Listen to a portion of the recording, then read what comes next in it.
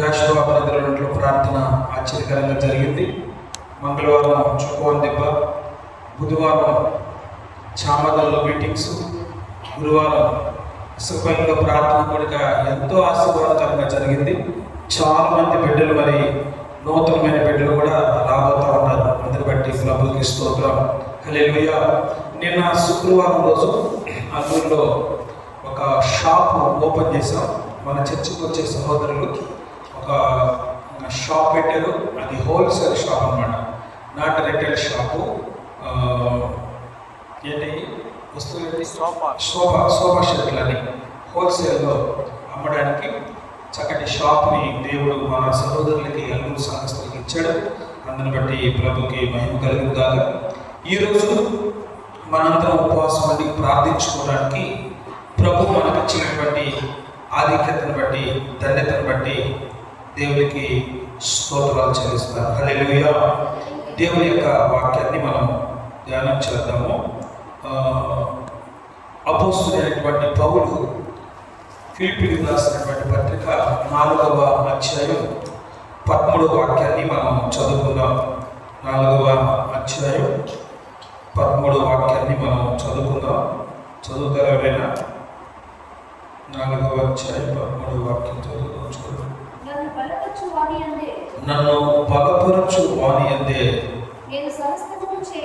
నేను సమస్తము కూడా చేయగలను. ప్రార్థన చేసుకుందాం.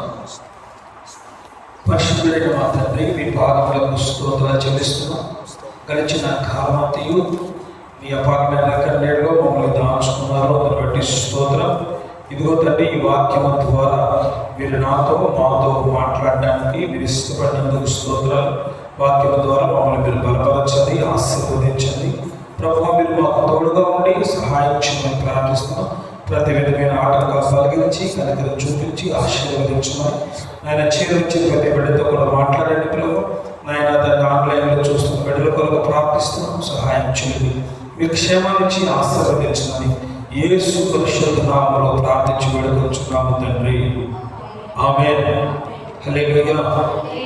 నాకు 2005 సంవత్సరం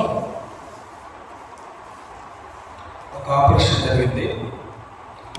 అపెండిసైటిస్ ఆపరేషన్ అని 24 గంటల సంబంధించినటువంటి పుస్తకం ఉంది. అప్పుడు నా దగ్గర ఒక పుస్తకం ఉంది. ఆ బుక్ నేను చదువుతున్నప్పుడు ఈ మాట నాకు అనిపించింది. నన్ను బలపరచు వాని అంటూ నేను సమస్తం చేయగలనని. అపోస్తలుడైన పౌలు ఒక చోట అంటాడు, నేను ఎప్పుడైతే బలహీనో అప్పుడే బలవంతుడిని అంటాడనమాట. ఆ మాటలు నన్ను ఆదరించాయి. ఎందుకంటే నేను ఆల్రెడీ బెడ్ మీద ఉన్నాను కదా, హాస్పిటల్లో ఉన్నాను కదా, కాబట్టి నేను బలహీనంగా ఉన్నాను కదా. ఆ పౌలు ఏమంటే, నేను ఎప్పుడైతే బలహీనో అప్పుడే ఆయన కృప నాకు బలం ఇస్తుంది అన్నట్లుగా ఆయన చెప్తూ వచ్చాడు. ఇక్కడ మనం చూస్తే, నేను సమస్తం కూడా చేస్తాను, అయితే నన్ను బలపరచు వారి యందు నేను సమస్తము చేయగలను. దేవుని యొక్క వాక్యములో మనం గమనిస్తే, దేవుడు మనల్ని అపోస్తలుడైన పౌలుని బలపరిచినాడు. అపోస్తలుడైన పౌలుని బలపరిచాడు. దేవుడు మనల్ని కూడా బలపరచాలి. దేవుడు మనల్ని బలపరచకపోతే మనం ఏమీ చేయలేము, ఏమి సాధించలేము. మనం ఏదైనా మన బలం ద్వారా సాధించాలనుకున్నా మన బలం పోతుంది. మన కండల బలం, మన యొక్క ఉన్నటువంటి ఆస్తి సంపదలు మటుమైపోతాయి. దేవుడు మనల్ని బలపరుస్తూ రావాలి. అయితే వాక్యంలో నుంచి మనం గమనించినట్లయితే, దేవుడు మనల్ని ఎప్పటికప్పుడు బలపరుస్తూ రావాలి. బలం అనేది ఒక రోజుకు సంబంధించింది కాదు, రోజు మనకు బలం కావాలి. ఎందుకు రోజు తినేస్తాను? రోజు ఎందుకు తింటారో మీకు తెలుసా? మనం ఎందుకు రోజు తినాలి? ఈరోజు తినేసి ఒక నెల తర్వాత తింటే బాగుంటుంది కదా. ఎందుకు రోజు తినాలి? రోజు మనకు బలం కావాలి. రేపు పని చేయాలంటే ఈరోజు తినాలి. సాయంకాలం పని చేయాలంటే మళ్ళీ ఉదయాన్ని తినాలి. మళ్ళీ రాత్రి తింటే కానీ ఉదయాన్నే మళ్ళీ లేదు. నాకు విపరీతమైన ఆకలి అనమాట, చాలా ఆకలి వేస్తుంది. రాత్రిలో కొన్నిసార్లు ఒకవేళ కొంచెం అన్నం తక్కువయో లేకపోతే పడుకున్నాను అనుకోండి, ఉదయాన్నే లేదు, ఆకలి వేసేస్తూ ఉంటాం. నాకు తెల్లారితే మేము ఉప్పుకోటర్లోకి వెళ్ళేవాళ్ళు. మేము ఉప్పుకోటర్లోకి పోయి 4 గంటలకు లేసి వెళ్ళేవాళ్ళం, 4 o'clockకి. ఆ 4 o'clockకి లేసి వెళ్ళేటప్పుడే మా అమ్మ చెప్పేది, వరకు నువ్వు ముందు అన్నం తినరా అని. నేను ఆ 4 గంటలకు లేసి ఉదయాన్నే సద్దానం ఉంటాం కదా, దాన్ని తినేసి వాళ్ళు ఒక టైం అయిపోయింది. మళ్ళీ మూట కట్టుకొని అది ఏమంటారు టిఫిన్లో పెట్టుకొని, క్యారేజ్ నాట్ క్యారేజ్ టిఫిన్లో పెట్టుకొని మళ్ళీ అక్కడికి వెళ్ళిన తర్వాత ఉప్పు వచ్చినప్పుడు కానీ మధ్యలో ఒకసారి నాకు ఆకలి అయింది అనమాట. అంటే అందరూ 10 గంటలు వేసేటప్పుడు అంటే విపరీతమైన ఆకలి. కారణం ఎందుకంటే బలం కావాలి. మధ్య మధ్యలో మనకు పనిచేయడానికి బలం కావాలి. కాబట్టి బలం అనేది ఒక రోజుతో సంబంధించింది కాదు, రోజు మనం సంపాదించుకోవాలి. అదే ఈ శరీర సంబంధమైన బలం మనం పనిచేయడానికి, లేదంటే మనం ఈ లోకంలో బ్రతకడానికి శరీర సంబంధమైన బలం అవసరమైతే, ఆత్మ సంబంధమైన బలం మనకు లేకపోతే మనం జీవించలేము, నిలబడలేము. కాబట్టి ప్రతిరోజు కూడా మనకు దేవుని యొక్క బలము చెప్పండి, దేవుడు మనల్ని బలపరచాలి. చాలాసార్లు మనల్ని దేవుడు ఒకేసారి బలపరచడు.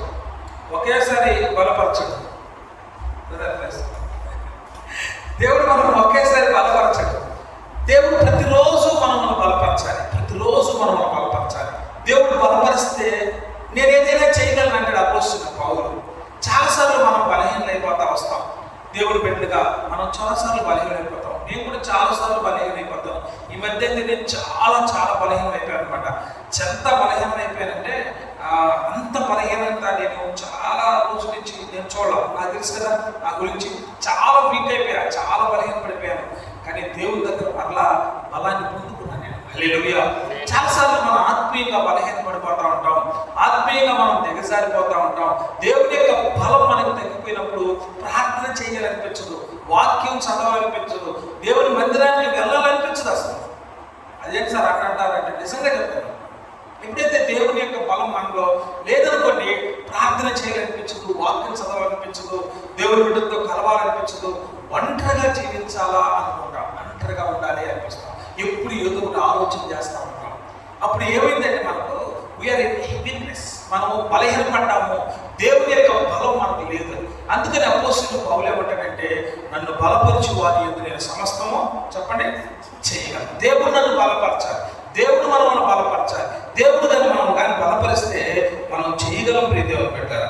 అందుకే నేను చాలాసార్లు దేవుని దగ్గర ప్రార్థన చేస్తాను, ప్రభువా నీవు కానీ నాకు కానీ సహాయం చేస్తే నేను చేస్తాను ప్రభువా, నీవు నాకు సహాయం చేయకపోతే నేనేమి చేయలేను ప్రభువా.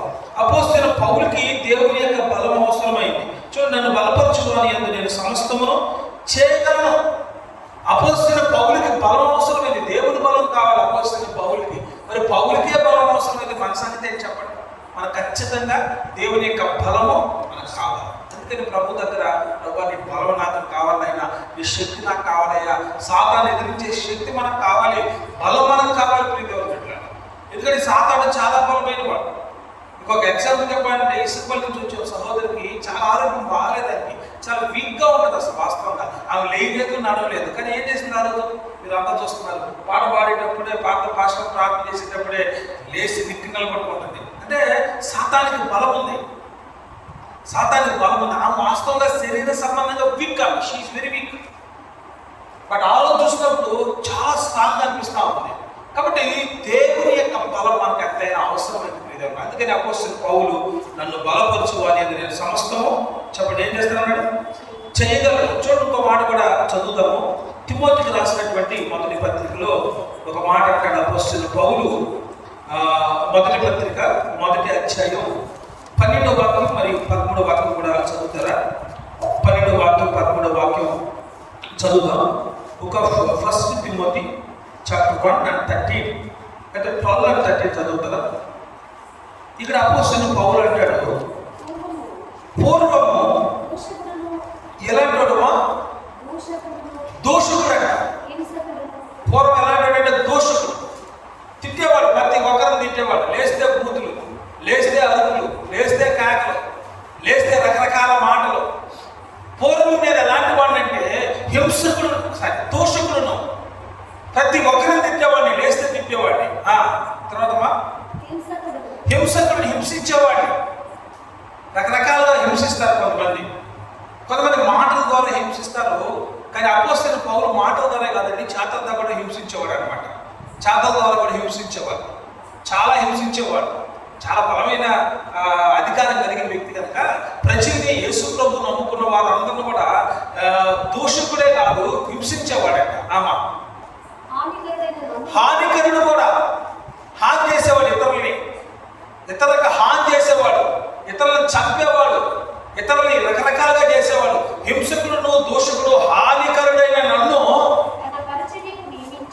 తన పరిచర్య కొరకు నియమించి నమ్మకమైన వాడిగా ఎంచినందుకు అదిగో నన్ను బలపరిచిన మన ప్రభు అయిన క్రీస్తు యేసునకు కృతజ్ఞుడై ఉన్నాను. ఎవరు బలపరిచారంటే ఈయన్ని చెప్పండి, ఎవరు బలపరిచారంట? దేవుడు బలపరిచాడంట. ఎలాంటి వాడంటే ఈయన చూడండి, ఎలాంటి వాడంటే ఈయన, ఎలాంటి వాడు బలపరిచాడు దేవుడు. అసలు ఇతరులకు సపోర్ట్ చేయడం ఏంటంటే దేవుడు పోయి వాడికి సపోర్ట్ చేయడం ఏంటండి. చాలాసార్లు అనుకుంటాం పోయి వాడికి సపోర్ట్ చేయడం ఏంటంటే అని. మా ఇంటికి కావలో ఉన్నప్పుడు ఇద్దరు వచ్చేవాడు మా ఇంటికి. ఆ కావలో నేను ఉన్నప్పుడు రూమ్లో ఉన్నప్పుడు ఇద్దరు వచ్చేవాడు. ఒక ఆయన వచ్చి నైట్ కూడా కొన్నిసార్లు పడుకునేవాడు. ఆయన ఎవరంటే మనకు మన మీటింగ్స్కి అప్పుడప్పుడు కనిపిస్తున్నాడు పరంజ్యోతి పాస్టర్ అని. పరంజ్యోతి పాస్టర్ సన్నగా ఉంటాడు, వాటర్ తాగుతుంటాడు, డబ్బా పెట్టుకో ఉంటాడు. తెలుసు కదా అందరికి, అందరూ తెలుసు, పరంజ్యోతి పాస్టర్ తెలుసు కదా. ఆయన వచ్చేవాడు మా ఇంటికి. ఆ తర్వాత ఇంకొక అన్న ఉన్నవాడు ఏడుకొండలని, ఆయన ప్రభుని నమ్ముకున్నాడు. యాదవ్ కుటుంబంలో వచ్చి ప్రభు నమ్ముకున్నాడు. ఆయనకు ఆరోగ్యం బాగోలేదు కాదు, కొద్దిగా మెంటల్గా అప్సెట్ అయిపోయి ఎక్కడికంటే అక్కడికి వెళ్ళిపోతూ ఉండేవాడు. ఆయన కూడా వచ్చేవాడు. నాతో ఉన్నవాళ్ళు మా ఇంట్లో మేము రెండుకున్నాం కదా, ఓనర్ వాళ్ళు అడిగేవాళ్ళు, వీళ్ళు ఎవరు మీ ఇంటికి వస్తున్నారండి, మీ బంధువులా అని. కాదండి, బంధువులే కాదు, వేసుకున్నప్పటి వాళ్ళు చూస్తే ఎట్లా ఉంటారంటే, ఈయన చూస్తే అట్లా ఉంటాడు, ఆయన చూస్తే అట్లా ఉంటాడు. మీరు ఒకసారి చూడండి, మన పరంజ్యోతి గారి కూర్చున్నప్పుడు కానీ మీరు చూడొచ్చు. మిగతా వాళ్ళందరూ ఒక టైపు, ఆయన ఒక టైపు. ఆయన వచ్చేవాళ్ళు మా ఇంటికి, వీళ్ళిద్దరే వచ్చేవాళ్ళు మా ఇంటికి, ఎవరు వచ్చేవాళ్ళు కాదు. వీళ్ళిద్దరు మాత్రం వచ్చేవాళ్ళు, బంధువులు కూడా వచ్చేవాళ్ళు కాదు. అయితే వాళ్ళిద్దరూ వచ్చినప్పుడు చాలా మంది ఇలాంటి వీళ్ళు వస్తారేది మీ కాడికి అని. అంటే వాళ్ళు బలమైన వాళ్ళు కాదు అసలు. ఇప్పుడు నేను ఆ ఏజ్లో యంగ్ ఏజ్లో ఉన్నా. నేను నా వయసు అప్పటికి 23 సంవత్సరాలే. 23 సంవత్సరాలప్పుడు జనరల్గా మనం 25 సంవత్సరాలతో 30 సంవత్సరాలతో తిరుగుతాం, కానీ ముస్లింలతో తిరగం వస్తాం.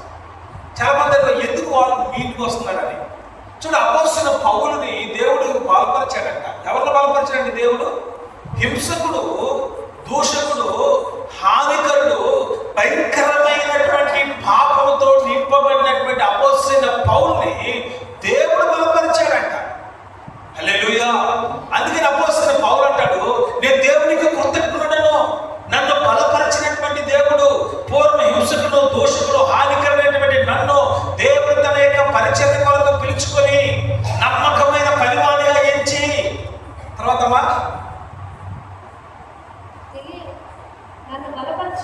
నన్ను బలపరిచిన మన ప్రభు అయిన యేసుక్రీస్తునకు నేను కృతజ్ఞుడై ఉన్నాను. నన్ను బలపరిచాడు ఆయన. ఎవరు నేను? హింసకుడును. ఎవరు నేను? దూషకుడును. ఎవరు నేను? హానికరుడు. ఎవరు నేను? పాపుల్లో మదాన ప్రాప్తులైన నన్ను బలపరిచాడు దేవుడు. దేవుడు ఈరోజు మనం అందరిని కూడా బలపరుస్తాడు. చాలాసార్లు మనం బలహీన పడిపోతూ ఉంటాం, ఆత్మీయంగా దిగజారిపోతూ ఉంటాం. ఇంకా మరలా నేను తిరిగి లేయలేనేమో అన్నట్లుగా అనిపిస్తుంది. నా ప్రియ దేవుడు బిడ్డలారా, దేవునికి స్తోత్రాలు చెప్పాలి. మనం ఎందుకో తెలుసా? నీతిమంతుడు 7 సార్లు పడినా మళ్ళా లేస్తాడంట. యేసు ప్రభు నమ్ముకున్న బిడ్డ, మీరు వినండి, యేసు ప్రభు నమ్ముకున్న బిడ్డ ఒకవేళ తెలిసారన్నా మళ్ళా లేస్తాడంట. అది విషయం, వాస్తవం. అది చాలాసార్లు మనకు ఆ విషయం తెలియదు. ఆ విషయం తెలియక మనం బలహీనపడిపోయి, కుంగిపోయి, నీరసించిపోయి, దిగులుతో ఆలోచన చేసి ఆత్మ సంబంధమైన బలాన్ని పొందుకోలేక దిగజారిపోతున్నటువంటి రోజుల్లో మనం ఉంటాం కొన్నిసార్లు. దేవుడు నన్ను బలపరిచినట్టు దేవుడు పెట్టాడు. అందుకని అపోస్తలుడైన పౌలు అంటాడు, నన్ను బలపరచు వాని యందు నేను సమస్తమును, నన్ను బలపరచాలి ఆయన. ఈ 17వ వచనం కూడా చదువుతామా? తిమోతికి రాసినటువంటి 2వ పత్రిక 4వ అధ్యాయం 17వ వచనం చదవండి ఒకసారి. తిమోతికి రాసిన 2వ పత్రిక 4వ అధ్యాయం 17వ వచనం. అయితే నా ద్వారా 16వ వచనం చదువుతారా? 16వ 17వ చదవండి. నేను మొదట సమాధానంగా వచ్చినప్పుడు ఎవడును నా పక్షాన ఎవరు ఒక్క నిలబడలేదు. అందరూ నన్ను విడిచిపెట్టి వెళ్ళిపోయారు.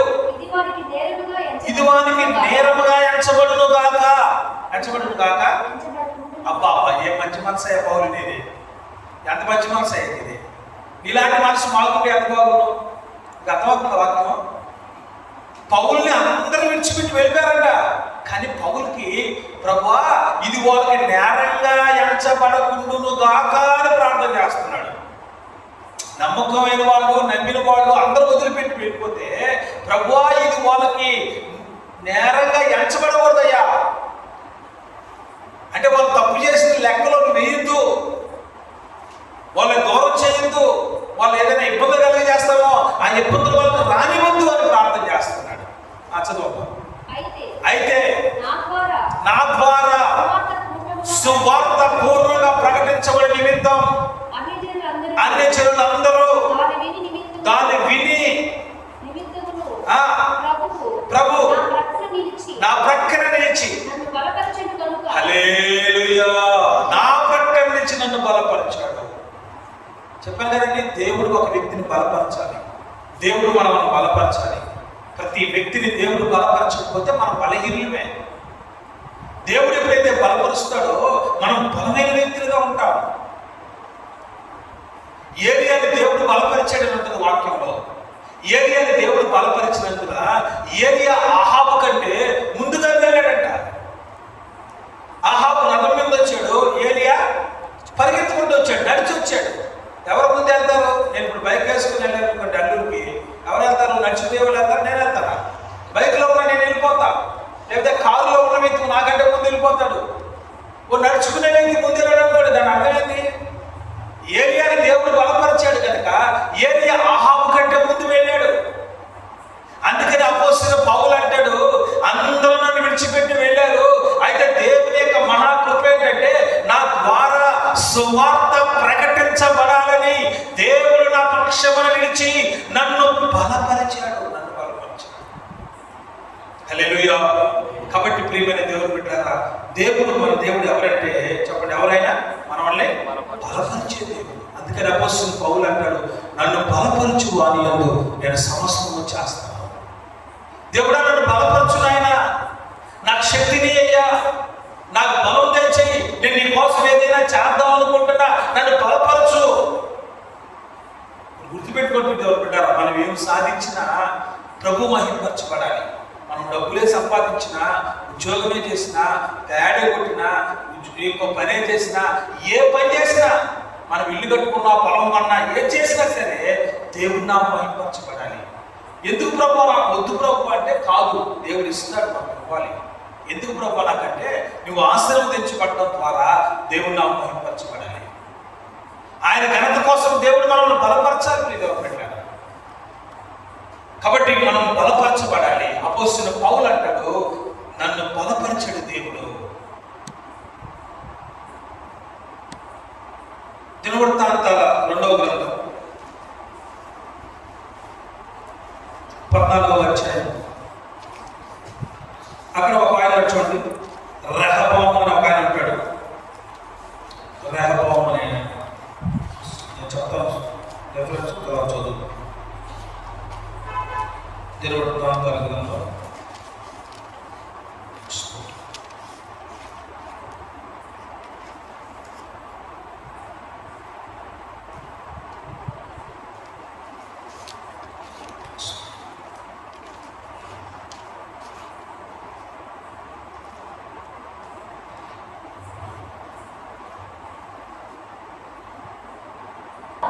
రాజ్యము స్థిరపడి తాను బలపరచబడిన తర్వాత అతడు ఇశ్రాయేలీయులందరూ యెహోవా ధర్మశాస్త్రాన్ని విసర్జించారట. ఎప్పుడట విసర్జించింది? రెహబాముని దేవుడు బలపరిచాడు, స్థిరపరిచాడు. రెహబాము ఎవరు అనుకున్నారు మీరు? సొలొమోను యొక్క కొడుకు రెహబాము. అంత తెలివితేటలు కలిగిన వాడే కాదు, అంత బలమైన వ్యక్తి కూడా కానే కాదు. 12 గోత్రాల్లో 2 గోత్రాలు మాత్రం మిగిల్చుకున్నాడు. కానీ దేవుడు స్థిరపరిచాడు, అతన్ని బలపరిచాడు, దేవుడు సహాయం చేశాడు అతనికి. రెహబాము బలపరచబడ్డాడు. స్థిరపరచబడిన తర్వాత తనతో ఉన్నవాళ్ళు ఎలా ఉన్నారంట? దేవుడిని ఏం చేశారు? ఇశ్రాయేలీయులందరూ యెహోవా ధర్మశాస్త్రాన్ని విసర్జించారంట. చూడండి, బాగా స్థిరపరచబడిన తర్వాత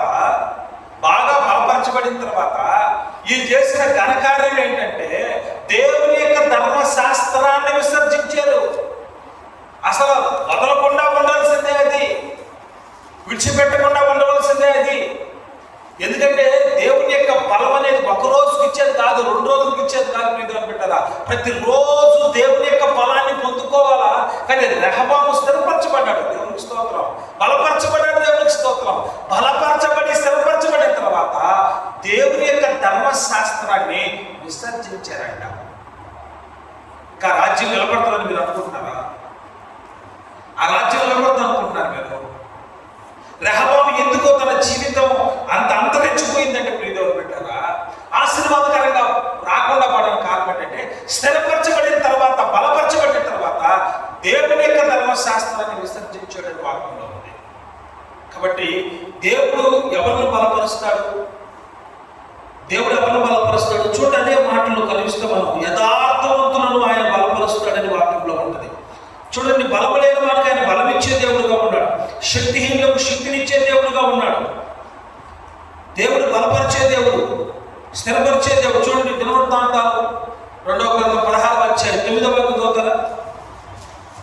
దినవృత్తాంతాలు 2వ గ్రంథం 16:9 చదువు. 16:9 చదువు. బహు విస్తారమైన రథములను 2వ దినవృత్తాంతమా 2 చదువు 16. నేను కనుక నా బైబిల్ వెళ్తేనే 16:9 చదువు. ఒక్కొక్క చదువు.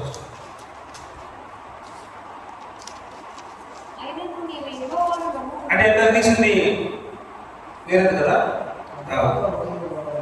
చదువు వెరీ గుడ్ అబ్బా, వెరీ గుడ్, కరెక్ట్గా వచ్చాడు. అది తన ఎడల యథార్థ హృదయము గల వారిని బలపరచుటకై యెహోవా కన్నుసు లోకమంతటా సంచారము చేయుచున్నది. దేవుడు ఎవరు బలపరుస్తాడని వాక్యంలో ఉందంటే యథార్థమైన హృదయం కలిగిన వారిని ఆయన బలపరుస్తాడంట. మరి రెహబాము ఎందుకు బలపరచలేదే అనుకో? రెహబాము బలపరిచినాడు, కానీ రెహబామును బలపరిచి స్థిరపరచబడిన తర్వాత యెహోవా ధర్మశాస్త్రాన్ని విసర్జించాడు, యథార్థతని కోల్పోయినాడు. యథార్థమైన మనసు చాలా ప్రాముఖ్యమైన సంగతి. యథార్థత ఏదైతే ఉందో దాని ప్రకారంగా జీవించాం, ఏదైతే వాస్తవమో దాని ప్రకారంగా జీవించాం. యెహోవా ఎవరిని బలపరుస్తాడంటే యథార్థమైన హృదయం కలిగిన వారిని ఆయన బలపరచడానికి దిగి వచ్చే దేవుడు. ఆయన దేవుడు మనల్ని బలపరుస్తాడు నిశ్చయంగా, దేవుడు మనం స్థిరపరుస్తాడు నిశ్చయంగా. తన ఎడల యథార్థమైన హృదయం గల వారిని బలపరచుటగా యెహోవా కనుదృష్టి లోకమంతటా సంచారము చేయుచున్నది. అయితే ఇక్కడ దేవుని యొక్క వాక్యమును మనం చూస్తే ఈయన ఎవరో ఒక ఆయన ఉన్నాడు, ఈ విషయంలో నీవు మతి తప్పి ప్రవర్తించింది కనుక ఇది మొదలుకొని నీకు యుద్ధములే కలుగును. ఎవరమైనా పైన చదివితే ఉంటుంది. ఎవరమైనా చూడండి, చూడండి పైన ఉంటుంది కదా. ఆశ చెప్పండి, ఎవరైనా ఆశ అంతకుముందు బాగానే ఉన్నాడు పాపం. ఆశ అంతకుముందు బాగానే ఉన్నాడు. చూడండి, ఆశ యొక్క జీవితం ఒకసారి చూడండి. అన్నాడు 14 ఆశ ఏలుబడి యందు 30-60 సంవత్సరాలు ఇశ్రాయేలు రాజైన బాషాను యూదా వారి మీద దండెత్తి బయలుదేరి యూదా రాజైన ఆసాని ఎందుకు రాక పోకం జరిగినట్లుగా రామాను కట్టింపగా ఆశ యెహోవా మందిరమును రాజనగరమున ఒక సొమ్ములోని వెండి బంగారమును తీసి దమస్కులో నివాసము చేయు సిరియా రాజుకు బెనేదెకు ఎద్దకు దూతలను పంపించింది. 14వ అధ్యాయం కనిపిస్తారు. అబియా తన పితరులతో కూడా నిద్రింపగా జనులు అతన్ని దావీదు పట్టణం ముందు పాతిపెట్టింది. అతనికి బదులుగా అతని కుమారుడైన ఆసా రాజాయను. ఇతని దినములలో దేశము 10 సంవత్సరాలు నెమ్మది పొందిను. ఎలా ఉంది దేశం? నెమ్మదిగా ఉంది.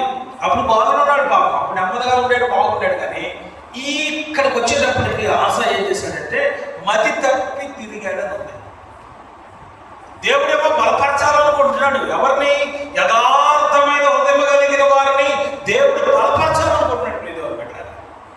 అయితే ఆశ మతి తప్పి తిరిగావు కనుక నీకు ఇంకా యుద్ధాలేరా బాబు, నువ్వేం చేసినావో నీకు యుద్ధమే, ఇక స్టార్ట్ అయితే యుద్ధం నీకని దేవుడు కటాకట్టిగా చెప్పడం ప్రారంభించాడు. అయితే ప్రీతివారు పెట్టారా, ఈరోజు మనం బెదిరించడానికో భయపడడానికో కాదు, దేవుడు తన బిడ్డలను బలపరుస్తాడు. అపొస్తలుడైన పౌలు అంటాడు, పూర్వ హింసకులను, దోషకులను, హింసకులను, హానికరుడైన నన్ను దేవుడు తన కృపతో జ్ఞాపకం చేసుకుని నన్ను బలపరిచాడు. దేవుడు బలపరిచే దేవుడు. ప్రియదేవుడు పెట్టారా, దేవుడు ఆశీర్వదించే దేవుడు, దేవుడు కృప చూపించే దేవుడు. దేవుడు ఏలియాను బలపరిచాడు. ప్రియదేవుడు పెట్టారా, ఏలియాను దేవుడు బలపరిచాడు. ఈ హెబ్రీయులకు రాసిన పత్రికలో 12వ అధ్యాయంలో ఒక మాట ఉంటుంది చూడండి. హెబ్రీయులకు రాసిన పత్రికలో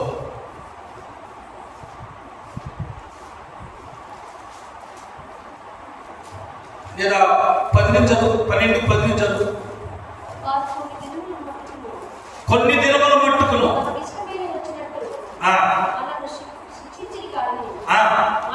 పైన చదువుమా, ఆత్మలకు తండ్రి అని చూడు. తండ్రి కలిగించిన తండ్రి ఏం చేస్తారు? అదిగో మరి శరీర సంబంధమైన తండ్రులు మనల్ని శిక్షించే వాళ్ళై ఉన్నారు.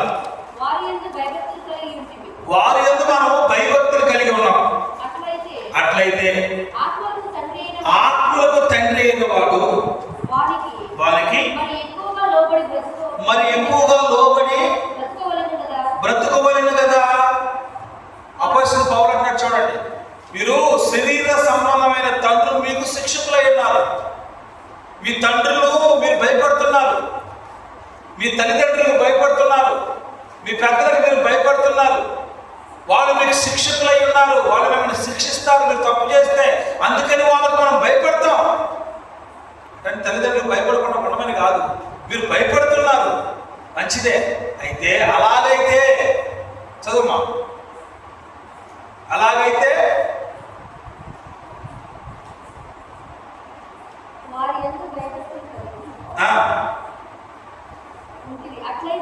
అట్లయితే అదిగో ఆత్మలకు తండ్రి అయిన వారికి మరి ఎక్కువగా లోబడి బతుకోవాలను కదా.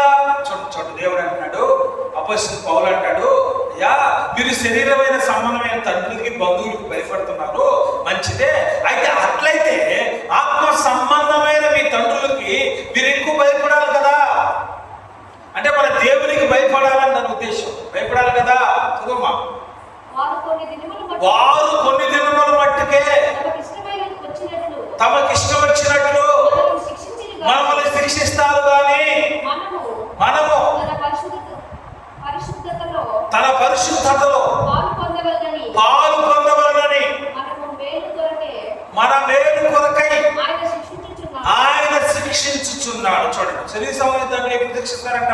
కొంత మట్టుకే. ఎన్ని రోజులు కొడతారు మనల్ని దేవుళ్ళు? మన తండ్రులు 20 సంవత్సరాలు వస్తే కొడతారు. ఇప్పుడు కూడా కొడుతున్నారు. మేము కొడుతుందా? చెప్తాది, వీలైతే కొడుతుంది. నీకు వీలైతే కొడుతుందా? మేము కొడుతుంది. నేను భాషలో ఎందుకని కొడతావు? ఎందుకని పెద్దోడు అయిపోయావు అంటే కొంత మట్టుకే శిక్షిస్తారు వాళ్ళు. శరీర సంబంధమైన తండ్రులు మనకు 20 సంవత్సరాలు 25 సంవత్సరాలు వచ్చేటప్పటికి పెళ్ళి అయిందాక శిక్షిస్తారు. కానీ అంటాడు, కొంత మట్టుకే మీకు శిక్షిస్తారు, కానీ ఆత్మ సంబంధమైన మీ తండ్రి ఏం చేస్తారంటమ్మా?